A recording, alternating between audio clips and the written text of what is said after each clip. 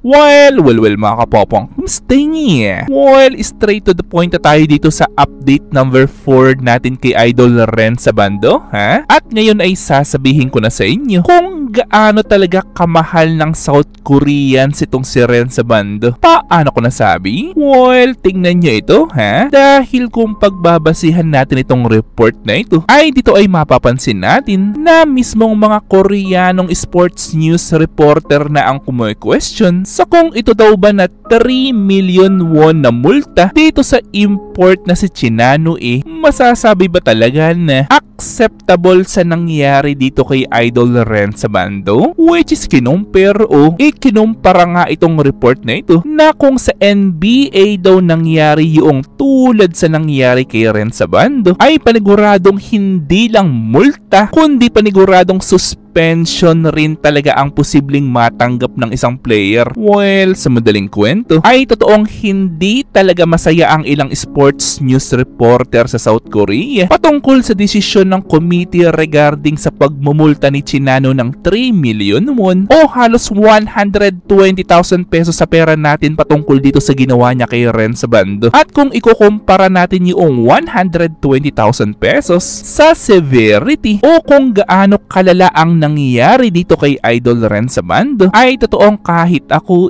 talagang masasabi ko na hindi talaga acceptable na pinagmulta lang itong player na ito na talagang dapat patawan ng mas matinding parusa ito dahil halata naman talaga na intentionally na ginawa niya yun kay Idol Ren Sabando. Well, pasensya na mga kapopong at talagang sobrang galit na galit talaga ako ngayon. Natandaan nyo, ha? Nasabihin man nating weeks from now makarecover agad itong si Abando na talagang ipagpe-pray ko yan. Pero ang malaking tanong naman ngayon ay ano na kaya ang mangyayari sa kanyang laro? Yung mga laro ba niya dati magiging katulad pa rin sa laro niya ngayon sa oras na pabalikin na siya sa pagbabasketball? Well, actually dalawa lang naman talaga ang posibleng mangyari. Una ay baka mabawasan na yung aggressiveness ni Abando sa paglalaro dahil sa trauma na nangyari sa kanya. O pangalawa posibleng maging motivation pa ni Abando itong nangyari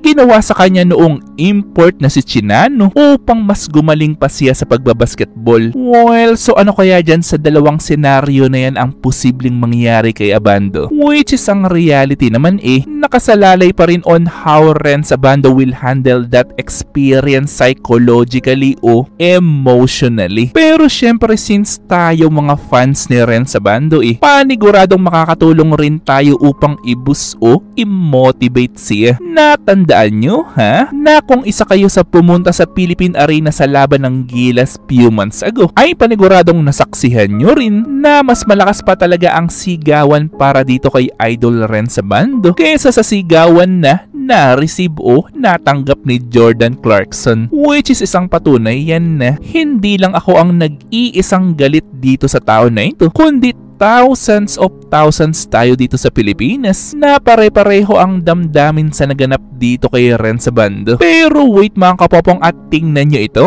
ha? Well, meron pa kasi akong isang Koreanong nakita sa internet kagabi which is sinabi niya na huwag daw tayong mag-alalang mga Filipino dito kay Ren Sabando dahil ang kanyang bansang South Korea ay sinabi niyang leading sports rehabilitation hospital. Well, sa madaling paliwanag ng sinabi niya ay huwag daw tayong mag-alala dahil magagaling daw ang doctors na hahawak sa kanya sa South Korea o yung mga taong magmo-monitor sa recovery ni Abando. Well, talagang love na love tayo ng mga taga South Korea. At tandaan nyo, ha? Na sa taong 2023 ay ang nationality ng pinakamaraming foreigners na bumisita sa bansa nating Pilipinas walang iba kundi ang mga taga South Korea.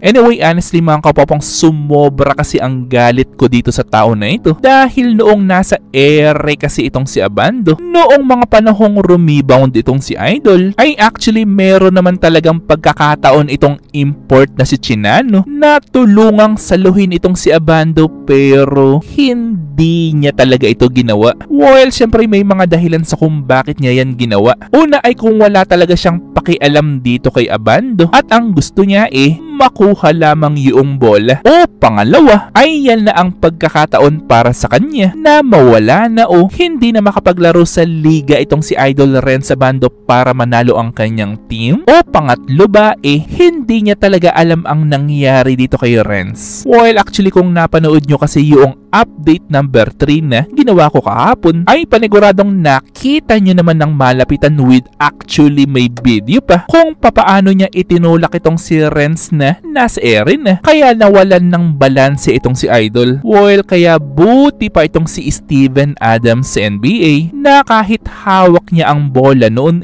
binitawan niya yung bola na yan upang iligtas o saluhin yung kanyang kalaban na situation na kabaligtaran naman sa ginawa nitong import na ito dito kay Idol Renz Abando. Well, kayo mga kapapang mayroon akong tanong sa inyo. Sapat ba yung 3 million won o halos 120,000 pesos na multa dito sa import na ito sa ginawa niya kay Idol Renz? O sa palagay nyo ba kailangan talaga nitong masuspend? Well, syempre gusto kong malaman ng inyong mga opinion, so i-comment lang yan sa baba. Ito aking babasahin ng personal at pupusuan. At syempre kung may nalaman o natutunan ka sa video ito, mag-subscribe ka naman. At nandito na yung inyong mga shoutouts. At kayo rin mga kapapang, kung gusto nyo rin magpa-shoutout o mag-request ng video ay i-comment lang yan sa baba. At muli ito yung Teacher Popong na nagsasabing, Te Amo!